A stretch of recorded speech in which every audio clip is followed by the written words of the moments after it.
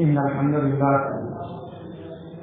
نحمده ونستعينه ونستغفره ونعوذ بالله من شرور أنفسنا ومن سيئات أعمالنا من يهده الله فلا مضل له ومن يضلل فلا هادي له وأشهد أن لا إله إلا الله وأشهد أن محمدا عبده ورسوله أما بعد أعوذ بالله السميع العليم من الشيطان الرجيم بسم الله الرحمن الرحيم يا أيها الذين آمنوا اتقوا الله حق تقاته ولا تموتن إلا وأنتم مسلمون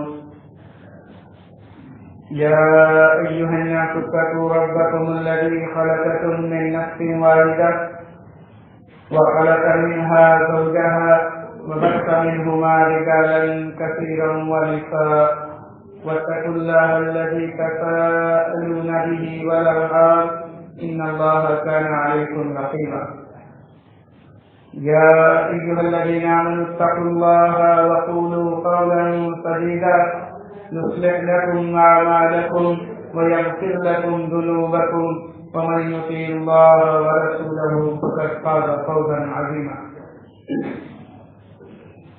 فإن خير الحديث كتاب الله وخير الهدى هدى محمد صلى الله عليه وسلم وشر الأمور محدثاتها وكل محدثة بدعة وكل بدعة ضلالة وكل ضلالة في النار وقال الله تبارك وتعالى في محكم تنزيله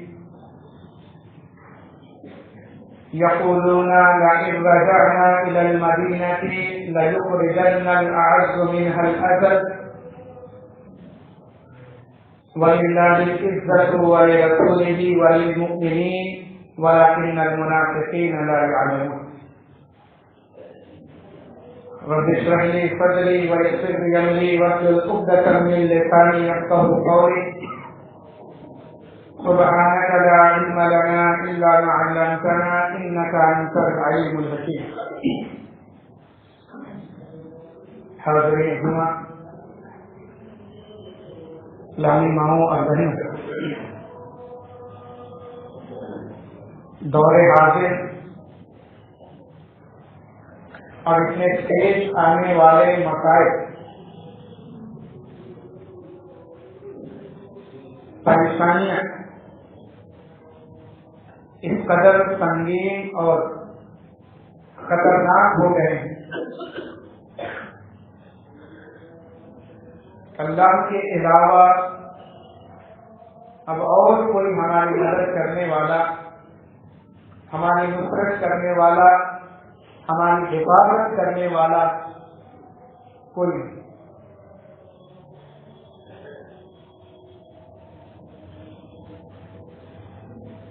یہ سازشیں آج کی یا ابھی کی، یہ سازشیں اس وقت سے ہے جب سے اللہ تبارک و تعالیٰ نے دین اسلام کو دنیا والوں کے لیے، تمام انسانیت کے لیے، پوری ہیومینٹی کے لیے پسند فرمایا۔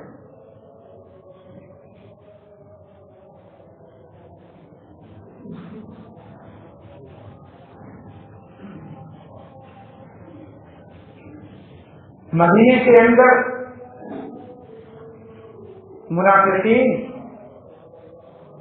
اور ان کا سردار عبداللہ بن ابی بن سلول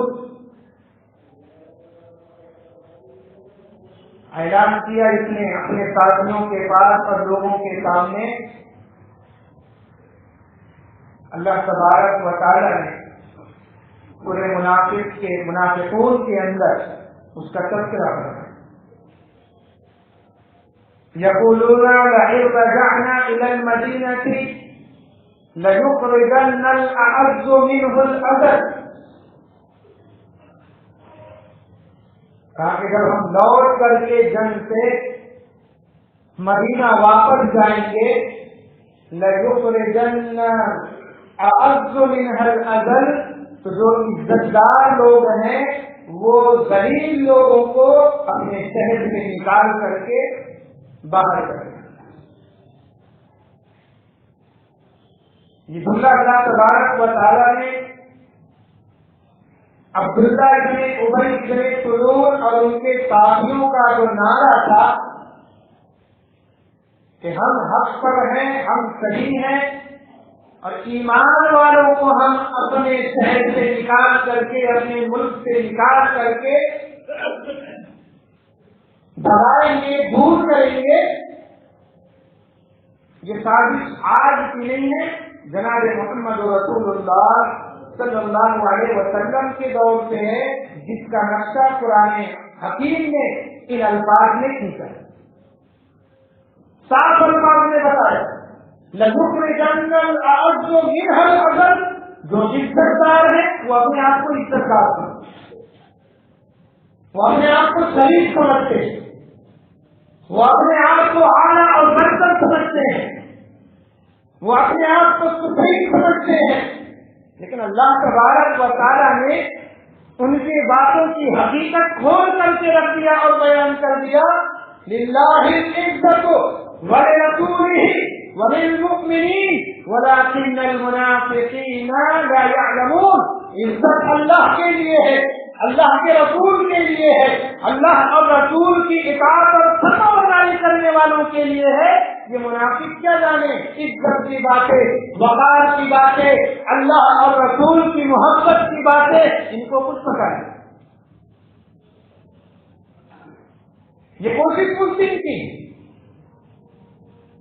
قانونی اعتبار سے عملی جامہ اس کو ابھی پہنایا جا رہا ہے. کوشش اسی وقت سے شروع ہے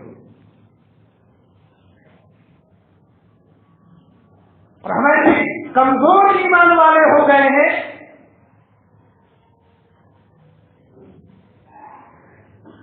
ایسے کچھ دن ہو گئے ہیں کہ ہمیں اللہ رب العالمین پر اب یقین اور بھروسہ نہیں رہا. جبکہ اللہ تبارک و تعالیٰ نے قرآن حکیم کے اندر اعلان کر کے بتا دیا مَن يَتَوَكَّلْ عَلَى اللَّهِ فَهُوَ حَسْبُهُ. جو اللہ پر توکل کرتا ہے، جو اللہ پہ بھروسہ اور یقین رکھتا ہے، جو پریشانیوں کو خالق حقیقی کے سامنے بتانے والا ہوتا ہے، دنیا کی کوئی طاقت اسے ڈرا نہیں سکتی، دنیا کی کوئی طاقت اسے مضمحل نہیں کر سکتی، دنیا کی کوئی طاقت اور قوت اسے ذلیل اور رسوا نہیں کر سکتی. ہماری ذلت اور رسوائی کا سبب ہمارے اعمال ہے، ہماری پسماندگی کا سبب ہمارے بدعمالیوں کا نتیجہ ہے، کتاب و سنت سے دور رہ کر کے زندگی گزارنے کا نتیجہ ہے. اللہ اور رسول کی محبت سے ہٹ کر کے، اللہ اور رسول کی سایہ عاقبت سے نکل کر کے شیطانی روش پر چلنے کا نتیجہ ہے کہ آج ہم پریشانیوں میں گھرے، آج ہم پریشانیوں میں گھرے. ابھی ہم اپنے ملک عزیز، وطن عزیز میں ہیں، ابھی ہمیں یہاں سے نکالنے کی کوششیں کر رہی ہے. ذرا تاریخ اسلام کے اوراق آپ پلٹ کر کے دیکھیے، تاریخ اسلام کو پڑھ کر کے دیکھیے. اللہ کے رسول صلی اللہ علیہ وسلم 3 سال تک اپنے تمام ساتھیوں کو لے کر کے، بچے بھی اس میں ہیں، عورتیں بھی اس میں ہیں، بوڑھے بھی اس میں ہیں، کمزور بھی اس میں ہیں، مالدار اور تجار قسم کے لوگ بھی اس میں ہیں، سارے ایمان والے ایک جگہ جمع ہیں شیخ ابی طالب کے اندر 3 سال تک. یہ ڈیٹینشن کیمپ کا جو نقشہ اور جو تیاریاں اور جو منظر ہمارے سامنے پیش کیا جا رہا ہے یا دوسرے اسٹیٹ میں دیکھنے کو ملتا ہے، جناب محمد رسول اللہ صلی اللہ علیہ وسلم نے خود ایسی زندگی گزاری. 3 سال تک شیخ ابی طالب میں رہ کر کے کھانے کا کوئی انتظام نہیں، سونے کا اچھا انتظام نہیں، زندگی گزارنے کے ریسورسز اور وسائل منقطع کر دیے گئے ہیں. نہ کوئی چیز وہاں سے اندر آ سکتی ہے، نہ وہاں سے کوئی چیز باہر جا سکتی ہے. سارے وسائل کو روک دیا گیا ہے. کوئی لین دین کرنے والا نہیں, کوئی بات اور گفتگو کرنے والا نہیں, کوئی کسی کی خبر گیری کرنے والا نہیں, کوئی کسی کی مدد کرنے والا نہیں. اور اس چین کا یہ عالم تھا کہ بھوک سے جب ماں کے سینوں میں دودھ ختم ہو گیا, راتوں کو بچوں کے بلکنے کی آوازیں آیا کرتی تھی, بچڑنے کی آوازیں آیا کرتی تھی, مائیں اپنے سینوں کو پکڑ کر کے رویا کرتی تھی, اللہ رب العالمین سے دعائیں کیا کرتی تھی. وہ دور بھی جناب محمد الرسول اللہ صلی اللہ علیہ وسلم اور ان کے ساتھیوں نے دیکھا. ابھی تو ہم امن و امان سے اپنے گھروں میں اپنے چھتوں کے نیچے اللہ کی عبادت کر رہے ہیں. اور اگر اب بھی امت محمدیہ کے اندر اتحاد اور یونٹی نہیں آئی, اور اگر اب بھی ہمارے علماء کرام اپنی ذمہ داریوں سے سبکدوش ہوتے رہے, اگر اس حالات میں بھی ہم سنی وہابی اہل حدیث اور بریلوی اور رضوی اور چشتی ان سب جھگڑوں میں لگے رہے, قسم اللہ کی اس سے بھی خطرناک دور آنے والے ہیں. ہمارا کوئی پرسان حال نہ ہوگا, ہماری کوئی حفاظت کرنے والا نہ ہوگا, ہماری بیویوں اور بہنوں کی آبرو اور عزت کو کوئی بچانے والا نہ ہوگا. قسم اللہ کی اس کے بعد ہم ایک ہو کر کے بھی کچھ کر نہیں پائیں. صحابہ کرام کی زندگی آپ دیکھیے, اللہ نے ایسے نہیں کہا اولئک الذین امتحن اللہ قلوبہم للتقوی. عرش والے نے ایمان کے ان مضبوط چٹانوں کا بھی امتحان لیا. زندگی کے ہر مراحل میں, زندگی کے ہر دور میں, زندگی کے ہر گوشے کے اعتبار سے اللہ تبارک و تعالیٰ نے صحابہ کرام علیہم اجمعین کا, انبیاء علیہم الصلاۃ والسلام کا, رسولوں کا امتحان لیا. آزمائش سے ہی امت محمدیہ ہم بھی خوش ہو گئے, ہمارا پروردگار ہمارا بھی امتحان لینے کے لیے آج ہمیں سامنے بڑھا رہا. گھبرانے کی ضرورت نہیں, پریشان ہونے کی ضرورت نہیں. ہم اپنے حق کے لیے, ہم اس ملک میں رہنے کے لیے, اس ملک کے باشندے ہونے کے لیے ہمیں کسی دلیل کی ضرورت نہیں ہے, ہمیں کوئی کاغذات دکھانے کی ضرورت نہیں ہے, ہمیں کوئی ڈاکومنٹ شو کرنے کی ضرورت نہیں ہے. دلی کے اندر جو دروازہ ہے اور اس میں جو شہیدوں کے نام لکھے ہوئے ہیں, آزادی کے 100 شہیدوں میں 80 نام 85 نام مسلمانوں کے ہیں. وہ ہماری نیشنلٹی کی گواہی دیتے ہیں, وہ ہمارے ملک کے عزیز کے باشندے ہونے کی گواہی دیتے ہیں. اللہ تبارک و تعالی ہمیں ہمیشہ قائم اور دائم رکھے گا اور باقی رکھے گا. ہمیں پریشان ہونے کی ضرورت نہیں, ہمیں ڈرنے کی ضرورت نہیں. ہم ڈیمونسٹریشن کریں, ہم مظاہرے کریں, ہم ریلیاں نکالیں, لیکن اپنے ملک کے عزیز کے آئین اور قانون کانسٹیٹیوشن کا خیال رکھتے ہوئے امن کے ساتھ, سلامتی کے ساتھ, یکجہتی کے ساتھ, اتحاد کے ساتھ, یونٹی کے ساتھ اللہ تبارک و تعالیٰ کی مدد کا حال لے کر کے مسجدوں میں اپنی پیشانیوں کو جھکائے اور سڑکوں پر جا کر کے اپنے لیے حق مانگے, سرکار کے سامنے اپنی باتوں کو رکھے. اللہ رب العالمین مدد کرنے والا. ڈرنے کی ضرورت ہے, خوف زدہ ہونے کی ضرورت ہے. بچوں کے بلکنے کی آوازیں, عورتوں کے سسکنے کی آوازیں, اور مرد جب انتہا ہو گئی بھوک اور پیاس کی تو درختوں کے پھال چبا چبا کر کے اور چمڑے پانی میں ڈبو کر کے صحابہ کرام نے 3 سال کی زندگی گزاری. وہ ڈیٹینشن کیمپ سے کہیں زیادہ خطرناک, کہیں زیادہ خوفناک, کہیں زیادہ تشویشناک اور سب سے زیادہ اذیت والا. آپ سوچ کے نہیں تھا, یہاں تو کیمپ لگتے ہیں تو تمام دوسرے ممالک سے آپ کے لیے کھانا, آپ کے لیے کپڑا, آپ کے لیے زندگی گزارنے کا ساز و سامان پہنچایا جاتا. بہت سارے ایسے تحریکیں ہیں, تنظیمیں ہیں, آرگنائزیشنز ہیں جو اس کے لیے کام کرتی ہیں. وہاں کوئی جانے والا نہیں تھا. چھپ چھپ کر کے کوئی مکہ سے آتا, عورتیں آتی اور کچھ کھانا لے کر کے آتے اور صحابہ کرام میں تقسیم کرتے تھے. سارے صحابہ کرام کو نہیں ملتا. وہ 3 سال کا دور کیسا ہے, وہ 3 سال کا دور کس طریقے سے گزرا ہوگا امام کائنات صلی اللہ علیہ وسلم کے اوپر. آپ سوچیے یہ کوشش اس دور کی، یہ ناپاک نہیں، اب یہ سازشیں اسی روز سے چل رہی ہیں. ہمیں اس کو سمجھنے کی ضرورت ہے، ہمیں اس کے لیے تیار رہنے کی ضرورت ہے، ہمیں اس کے لیے اتحاد و اتفاق اور یونٹی کی ضرورت ہے. جب تک ہم مل کے رہیں گے، جب تک ہم ایک ساتھ رہیں. اور ایسا نہیں ہے کہ اس مظاہرے میں اور اس CAA کے اور اس کے بعد NPR کے اور دوسرے جو قوانین آئے ہوئے ہیں اس کے خلاف صرف ہم مسلمان ہیں، بلکہ ہمارے وطن کے دوسرے اہل وطن بھی لاکھوں اور کروڑوں کی تعداد میں ہمارے ساتھ سڑکوں پر کھڑے ہیں اس کالے قانون کے خلاف میں، اس کالے قانون کے وروध میں اور اس کی مخالفت میں. ایسا نہیں ہے کہ نہیں؟ پوری دنیا کے اندر، صرف ہمارے ہندوستان کے اندر نہیں، آکسفورڈ یونیورسٹی کے اندر بھی احتجاج چالو ہے، تحریکیں چالو ہے، سڑکوں پہ مظاہرات اور ڈیمونسٹریشن چالو ہے. ہمیں ڈرنے کی ضرورت ہے، ہمیں اللہ پر یقین رکھنے کی ضرورت ہے، ہمیں اللہ رب العالمین کے سامنے جھکنے کی ضرورت ہے. یہ پہلا ایک ہمارا پہلا زندگی کا پہلو اور حصہ ہے.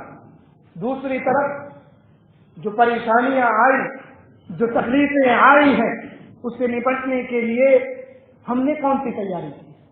آج بھی ہماری مسجد ویسی ہی ویران، آج بھی اللہ رب العالمین کی فرائض کی ادائیگی میں ہم مسلمان پیچھے نظر آتے ہیں. آج بھی اللہ رب العالمین کے خوف اور ڈر سے ہمارے دل لرزتے اور کانپتے نہیں ہیں. کیسے مسلمان؟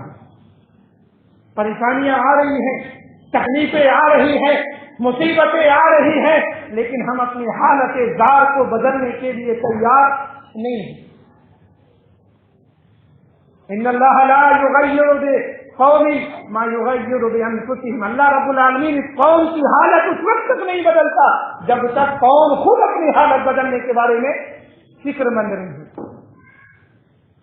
آج بھی ہم ویسے بے نمازی بن کر کے زندگی گزار رہے ہیں، آج بھی ہمارے معاملات ویسے ہی الٹے سیدھے ہو رہے ہیں، آج بھی ہمارے اخلاق ویسے ہی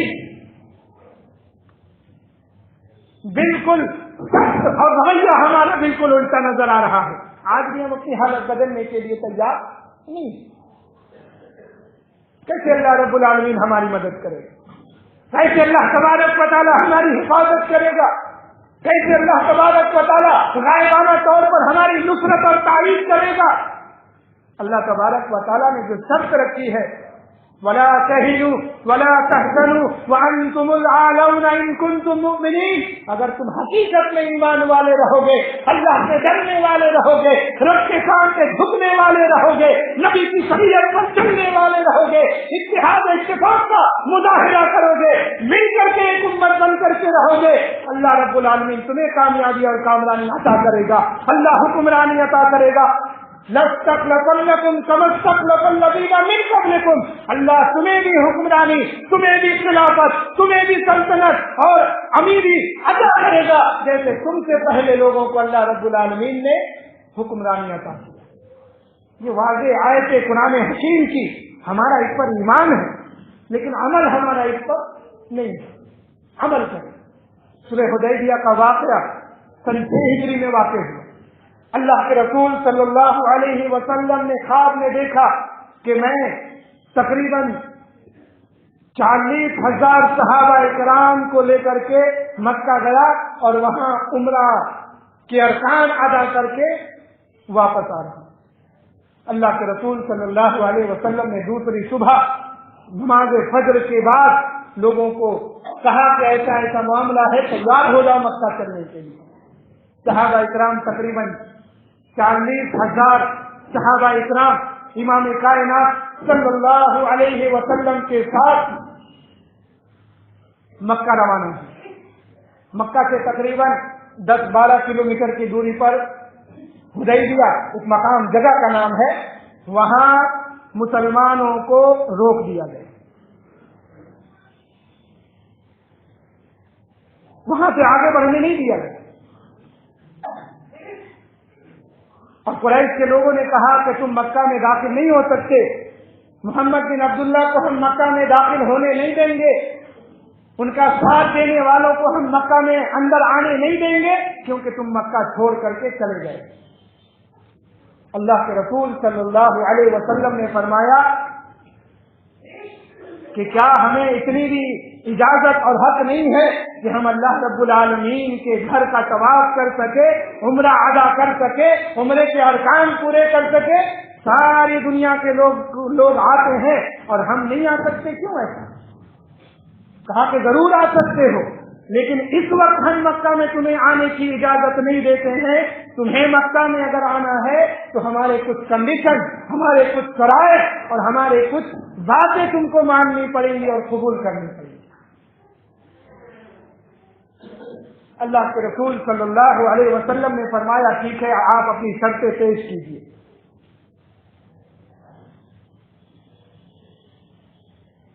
قریش کی طرف سے بات کرنے کے لیے سہیل نام کا شخص آگے آیا۔ وہ اللہ کے رسول صلی اللہ علیہ وسلم سے فرماتا ہے کہ اے محمد، ہم اس سال آپ کو مکہ میں آنے کی اجازت نہیں دیں گے، آپ دوسرے سال مکہ میں آ سکتے ہیں، ہمارے شرائط جو ہیں وہ ماننے کے بعد، اس کو ایکسپٹ کرنے کے بعد، اس کانٹریکٹ پر سائن کرنے کے بعد اور ایگری کرنے کے بعد۔ اللہ کے رسول صلی اللہ علیہ وسلم نے فرمایا تم اپنی شرطیں بتاؤ، ہم دیکھتے ہیں اس پر بات کر کے معاملہ کہاں تک پہنچتا ہے۔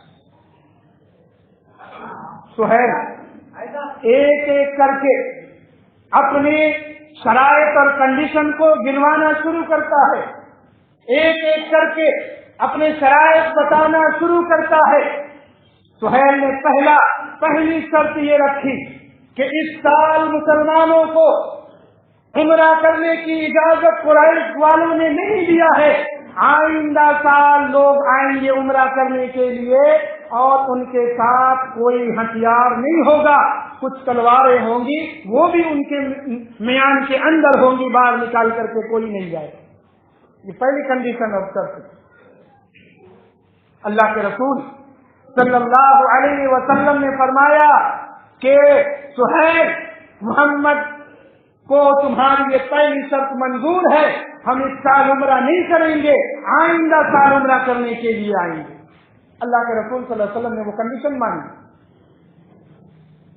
دوسرا شرط سہیل نے کہا، ہماری دوسری شرط یہ ہے کہ جو بھی ایمان والا نکل کر کے ہمارے پاس آئے گا ہم اسے آپ کو واپس نہیں لوٹائیں گے، لیکن ہمارا کوئی آدمی اگر آپ کے پاس جائے گا تو اسے آپ کو ہمیں واپس کرنا ہوگا اور لوٹانا ہوگا۔ اللہ کے رسول صلی اللہ علیہ وسلم نے فرمایا کہ سہیل، تمہاری یہ شرط بھی ہم ایکسپٹ کرتے ہیں اور قبول کر لیتے ہیں، اگر کوئی مسلمان تمہارے پاس جائے گا تو ہم اسے واپس نہیں لائیں گے، اور تمہارا کوئی آدمی ہمارے پاس آئے گا تو ہم تمہیں اسے لوٹا دیں گے اور واپس کر دیں گے۔ ابھی ایگریمنٹ پہ سائن نہیں کیا گیا تھا، دونوں طرف سے سائن نہیں ہوا، باتیں چل رہی ہے۔ ایک صحابی ابو جندل رضی اللہ تعالیٰ عنہ جو قریش کے قید میں تھے، وہ کسی طریقے سے گھوٹ کر کے آ جاتے ہیں، جسموں پر زخموں کے نشان، نڈھال خون سے لت پت، جنجیروں میں بندھے ہوئے۔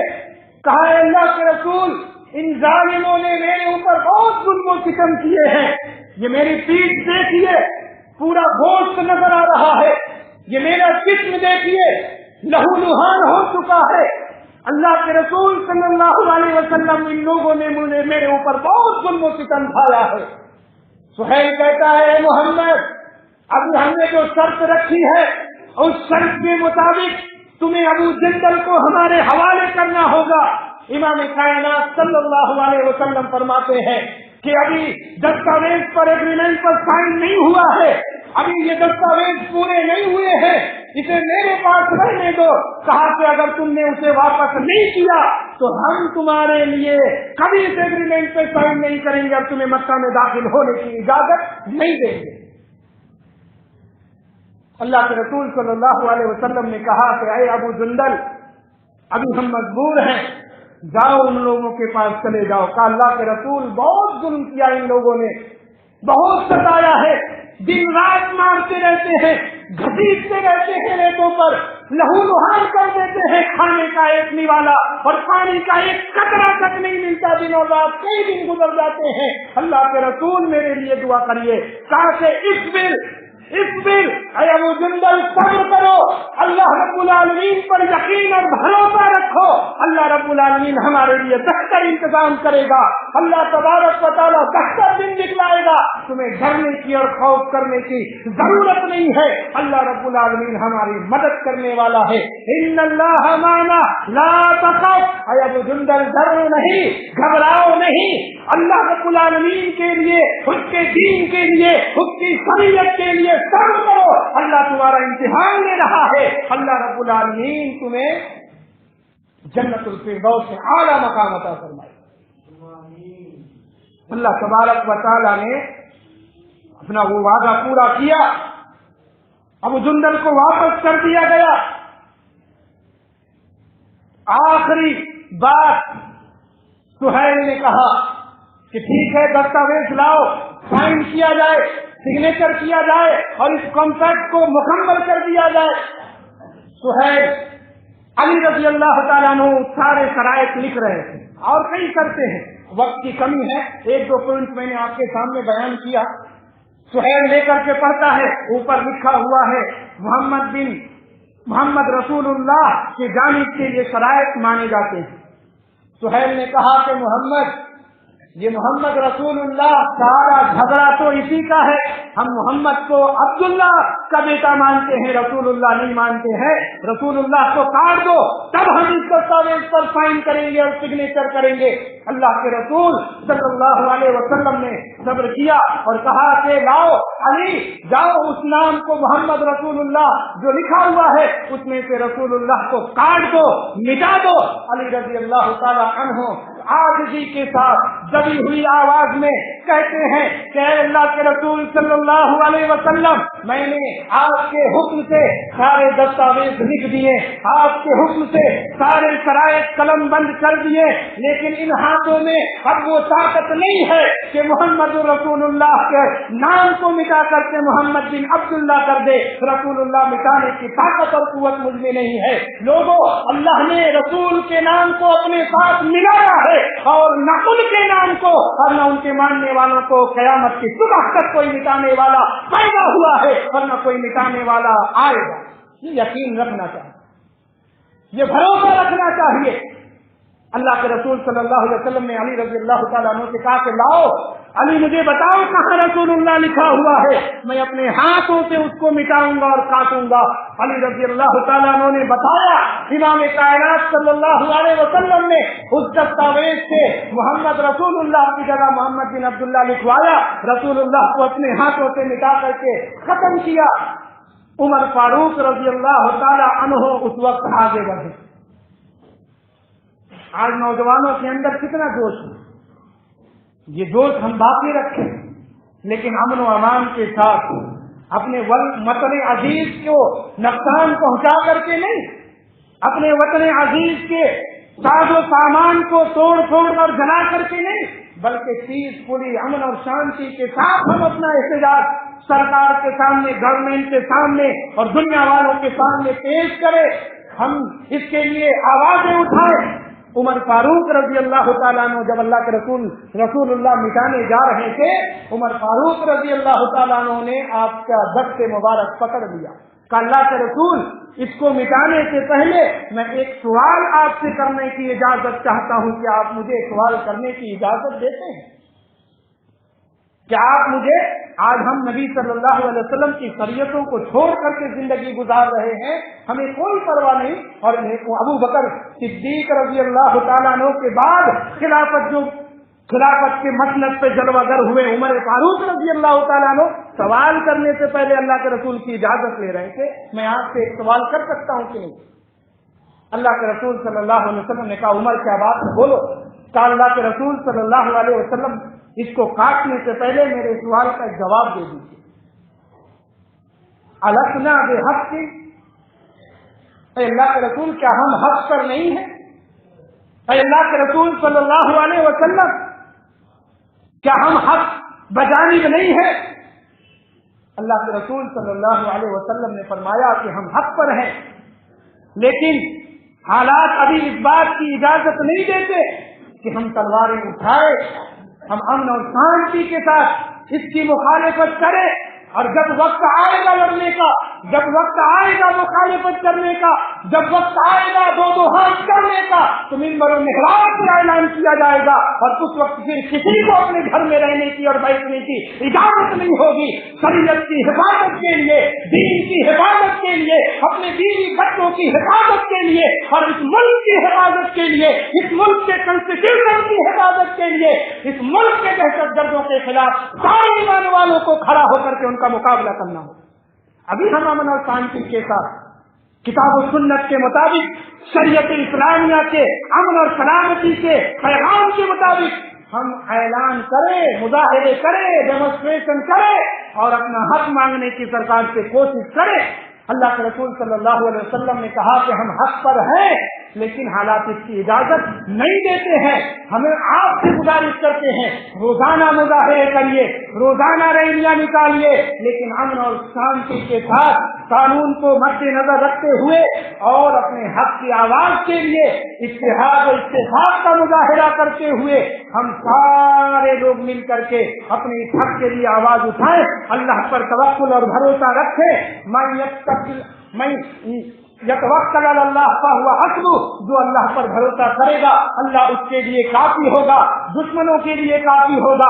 اس ملک کے امن اور سلامتی کو ختم کرنے والوں کے لیے اللہ کافی ہوگا. ہمیں مایوس ہونے کی ضرورت نہیں ہے، ہمیں پریشان ہونے کی ضرورت نہیں ہے.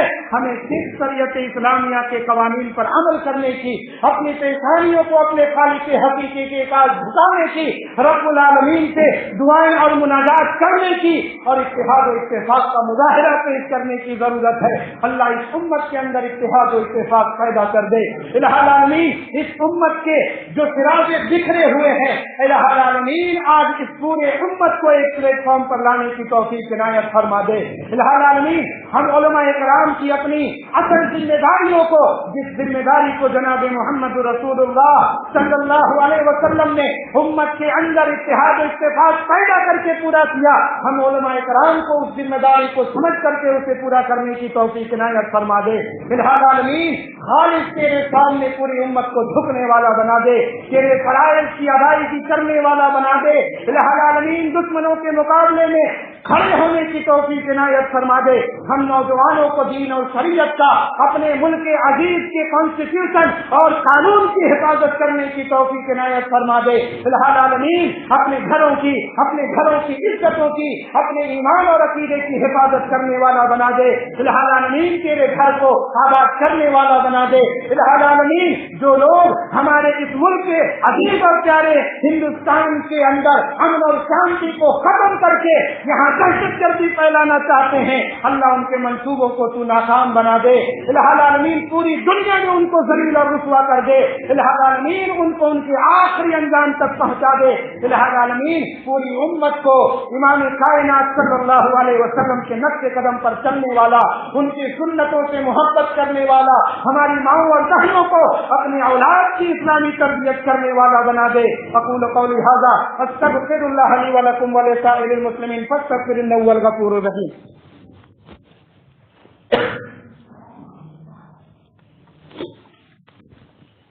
ان الحمد للہ نحمده ونستعينه ونستغفره ونعوذ بالله من شرور أنفسنا ومن سيئات أعمالنا من يهده الله فلا مضل له ومن يضلل فلا هادي له وأشهد أن لا إله إلا الله وأشهد أن محمدا عبده ورسوله أما بعد إن الله وملائكته يصلون على النبي يا أيها الذين آمنوا صلوا عليه وسلموا تسليما اللهم صل على محمد وعلى آل محمد كما صليت على إبراهيم وعلى آل إبراهيم إنك حميد مجيد اللهم بارك على محمد وعلى آل محمد كما باركت على إبراهيم وعلى آل إبراهيم إنك حميد مجيد عباد الله رحمكم الله إن الله يأمر بالعدل والإحسان وإيتاء ذي القربى وينهى عن الفحشاء والمنكر والبغي يعظكم لعلكم تذكرون اذكروا الله يذكركم وادعوه يستجب لكم ولذكر الله أكبر والله يعلم ما تصنعون